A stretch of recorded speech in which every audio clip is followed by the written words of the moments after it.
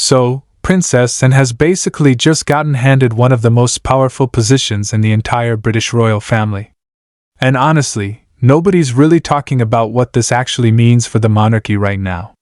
Like, on the surface, it sounds like some ceremonial thing, but when you actually understand what's happening here, the implications are absolutely massive. And the fact that it's come at Camilla's expense is making this whole situation way more interesting than anyone expected. Here's the situation.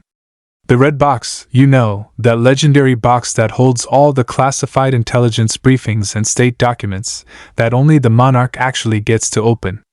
Yeah, that somehow ended up in Anne's hands instead of staying with Camilla.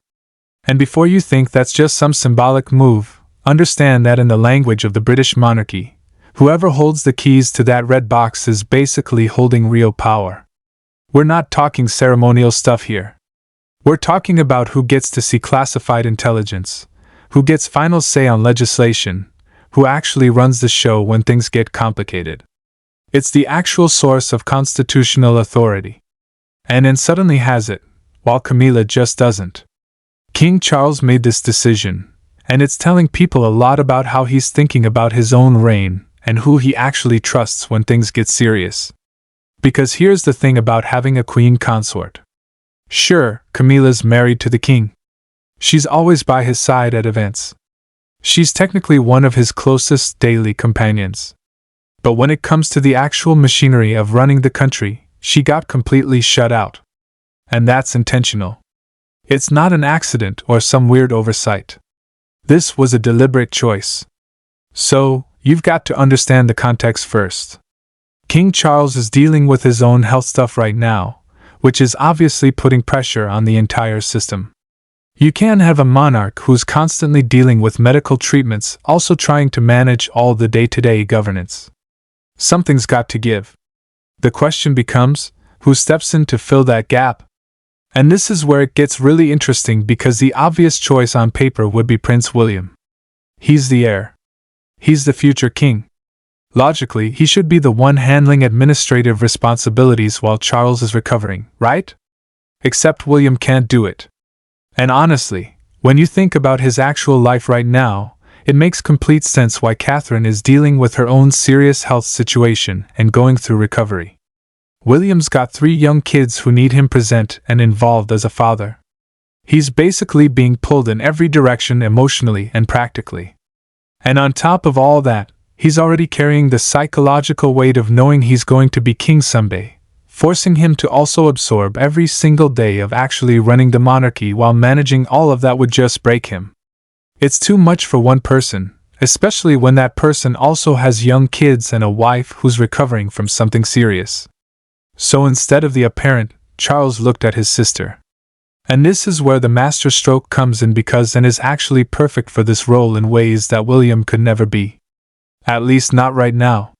First of all, she's only 2 years younger than Charles, which means she lived through the exact same historical periods, knows all the same political players, understands the precedents because she was actually there when they were established. She doesn't need someone to brief her on why certain things matter historically because she lived through them. That's wisdom you can't fake or teach quickly, and it's incredibly valuable when you're dealing with a government in crisis. But the bigger thing is something that honestly most people wouldn't even think about. And has absolutely zero dynastic ambition. And that sounds like a weird thing to praise someone for, but in the context of royal politics, it's actually everything.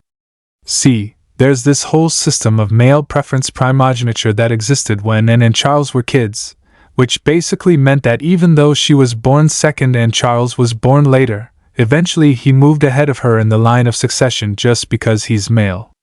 So Anne got pushed further and further down the line every time a brother was born. That's obviously unfair and outdated. But here's what's interesting. It actually made her the perfect person to hold power right now because she has absolutely no path to the throne and no interest in getting one anyway. Think about what that means politically. When Anne walks into a room and opens that red box or delivers a message from the king to the prime minister, nobody suspects she's doing it to grab more power for herself. There's no faction behind her, no rival group using her to undermine Charles. She's just a messenger, and everyone knows it. She's completely trustworthy because she literally has nothing to gain personally from manipulating the system. She can't become queen even if she tried. So there's no incentive to twist anything to her advantage. The government trusts her. The public trusts her. And most importantly, Charles trusts her completely. And honestly, that trust didn't just come out of nowhere. This wasn't Charles just randomly deciding that his sister should take on this responsibility. Queen Elizabeth spent decades basically training and for exactly this role, even if nobody explicitly called it that at the time. Throughout the second half of the 20th century, whenever the British Commonwealth faced a real crisis or genuine political instability, Elizabeth would send an in as her representative. Not for the fun ceremonial tours that other royals got, and was sent to the places where things were tense and delicate negotiation was actually needed. Elizabeth trusted her daughter with real autonomy and the ability to make actual decisions on behalf of the crown when the queen couldn't physically be there. That was essentially a decade-long education in how to handle statecraft at the highest level. And wasn't just showing up and waving at people. She was doing the actual work of diplomacy and representation under the most intense circumstances. So, by the time Elizabeth was dying and looking at how Charles's reign was going to work, she'd already laid all this groundwork. She'd already made and into the perfect person to step in whenever the monarchy needed someone who could actually handle things. And the thing is, Elizabeth made this incredibly smart constitutional move right before she died that basically locked everything into place. In late 2022, when the Queen was approaching the end of her life and thinking about what Charles's reign would actually look like, she orchestrated this amendment to the Regency Acts through Parliament. She added an Edward to the list of working councillors of state for their lifetimes. Now, this sounds like a technical legal thing, but it was actually genius palace diplomacy because it solved a huge problem that nobody was really talking about publicly. The issue was that the old list of people who could step in and exercise the monarch's powers was basically compromised. Harry had removed himself from everything by moving to California and doing his whole thing. And Andrew had become completely unusable politically after his own scandals. So you had this situation where if something happened to Charles and he couldn't govern, the people technically available to step in were basically nobody he actually wanted handling power. Elizabeth fixed that by putting an Edward on there permanently. It was legally airtight, politically impossible to argue with, and it essentially sidelined Harry and Andrew in a way that was dignified and couldn't be challenged. So, Elizabeth was basically saying, okay, when my son becomes king and he goes through what kings go through, health problems, pressure, exhaustion, and is going to be the person he can turn to. She's going to be the safety net. And because I'm doing this through Parliament and making it official, there's no room for anyone to question it or try to undermine it later.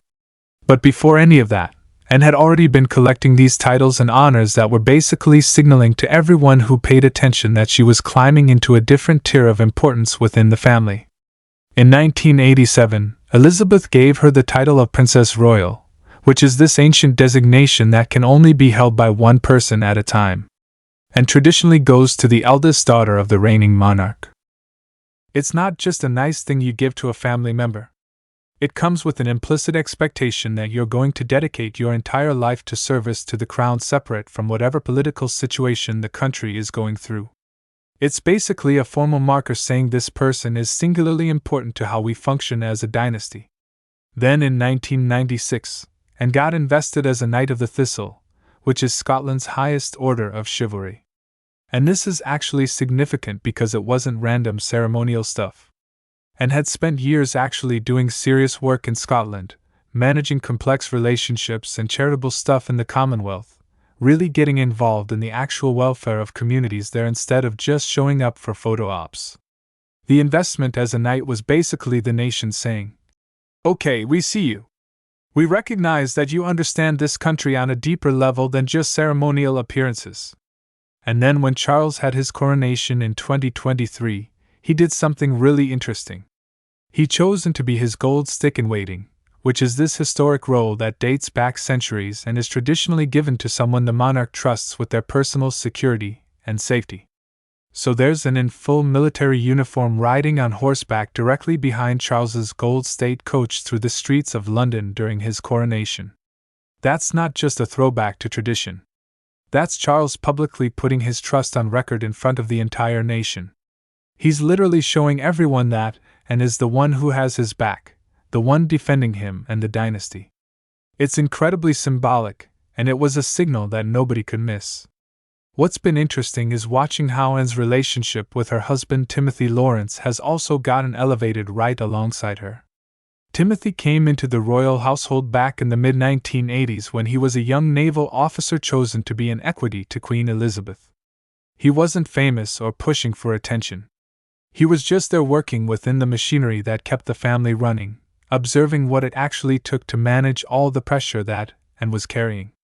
And Elizabeth noticed that she saw how Timothy supported and without ever needing the spotlight or demanding recognition. How he just quietly dedicated himself to supporting her through an absolutely grueling schedule. In 2011, Elizabeth made him a Knight Commander of the Royal Victorian Order, which is basically the Queen's personal thank you to someone who served her well and close. But Charles took it further.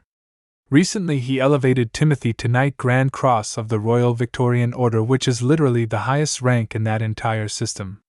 This is Charles's personal gift to Timothy, completely separate from any government process. So it's a direct statement from the king himself saying, "I see what you've done. I recognize what you mean to, and I'm putting you in this exclusive circle of people who are closest to the throne." It's a remarkable public statement about how important Timothy has become to the actual function of the monarchy. Now, here's where it gets interesting, because there's actually this whole historical layer underneath all of this that makes the tension with Camilla even more pointed. Back in the early 1970s, before Camilla was married to Andrew Parker BS and way before she ever became Queen Consort, she was actually in a serious relationship with Andrew Parker BS when he was with Anne. And Anne and Andrew had this genuine connection based on shared interests. They loved horses. They were both passionate about equestrian stuff. They were powerfully connected, honestly, but it didn't work out because of religious stuff. Andrew was Catholic and the Constitution didn't allow for that kind of marriage back then. So they ended it. But Anne and Andrew stayed close friends even after he married Camilla. Then Anne married Mark Phillips, which didn't ultimately work out. And eventually she ended up with Timothy, who'd been there quietly supporting her the whole time.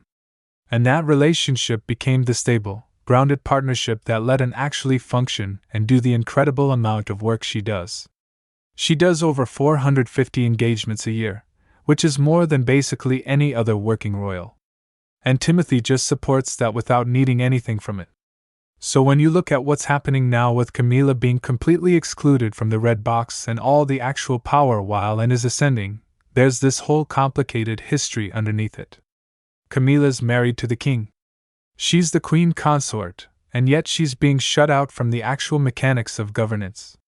Meanwhile, Anne, who doesn't have a crown, but has decades of actual work and a husband who's been quietly supporting her the entire time, is being positioned as the true center of institutional power.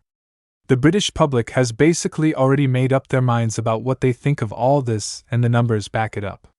When you look at the recent opinion polls, Anne consistently ranks at the very top of royal popularity right alongside Catherine and the memory of Elizabeth.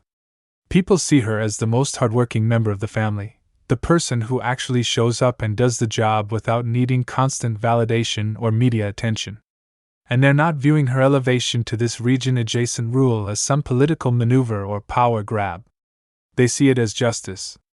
Honestly, it's something that should have happened already because she's earned it through actual output and genuine service. What really crystallized this public sentiment was this moment in the BBC documentary about Charles's coronation year. The documentary gave people this incredibly intimate look at what was happening inside the monarchy during what was basically its most vulnerable period. And Anne did something in that film that you rarely see royals do. She was just honest about something real. She talked about her mother's final days at Balmoral, and she revealed that Elizabeth had actually been worried about dying there because of the logistical nightmare it would create for the government and the family. And in being in just told her mother to forget about that, and spend her final days where she wanted to be because she deserved that peace. But here's the part that really got people. And talked about watching the imperial state crown being lifted off Elizabeth's coffin during the funeral. And she described this profound sense of relief she felt not because she didn't love her mother or wasn't grieving, but because she understood that her mother's burden had finally ended. That decades-long weight of duty that Elizabeth carried was finally over. And was able to acknowledge that her mother had basically sacrificed her entire life to the institution. And there was something almost gentle in recognizing that the pressure was finally gone. That moment, that raw honesty from and about death and duty and what service actually costs, that made the entire nation see her differently. It grounded everything in real human emotion instead of pageantry. And that documentary moment mattered because it showed people why Anne is the right person for this role. She's not someone who's going to pretend everything is fine when it isn't. She's not going to hide behind ceremony or formality. She understands that the institution survives by being honest about what it actually costs, and who's actually doing the work. You can see how this has played out with the younger generation of royals too, particularly William and Catherine. Both of them have made it incredibly clear that they respect Anne enormously and that they actually want her to have this elevated role.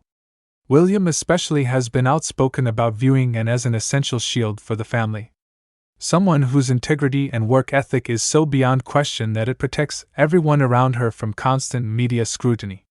He and Catherine have both deliberately yielded the spotlight to her during major events, which sends this message to everyone watching that they don't see her as competition or a threat.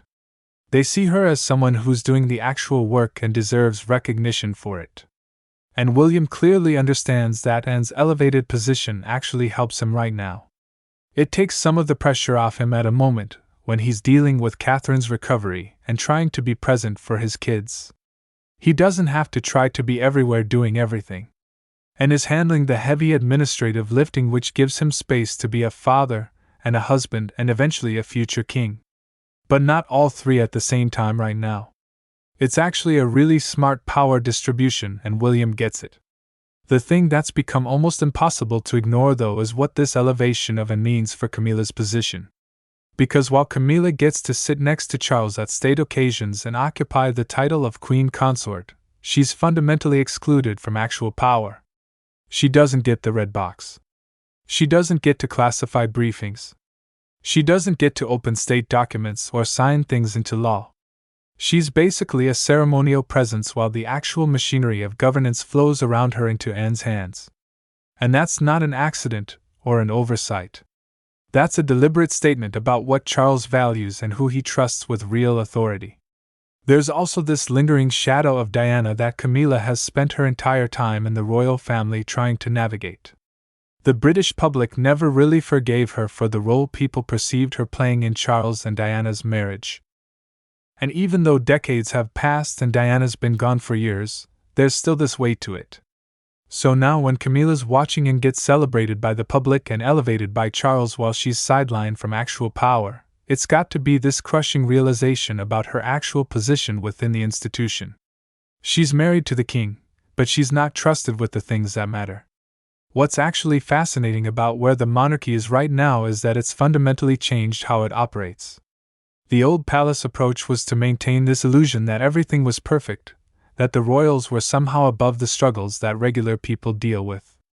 But Charles and Catherine have essentially thrown that strategy out the window. Charles has been publicly open about his health situation and treatment in a way that previous monarchs never would have been. Catherine's been honest about her own recovery process, and instead of trying to hide or minimize what's happening, the institution is basically saying, "Okay, this is real life. These are real challenges and here's how we're handling them." And in that context, the decision to position Anne as this central administrative figure is actually the monarchy being smart about its own survival. Charles is saying, "I need to share this burden with someone I completely trust, and that person is my sister." He's not pretending he can do everything himself. He's not pretending the institution can function at full capacity with nobody stepping in. He's being practical and honest about what the situation actually requires. The image of Anne standing at the center of all this, ready to open the red box, sign laws, guide the state through whatever's coming next. That's become genuinely reassuring to people because whatever else is changing or uncertain about the monarchy right now, and is a known quantity, she's going to show up. She's going to do the work. She's not going to seek personal glory from it. And she's going to make decisions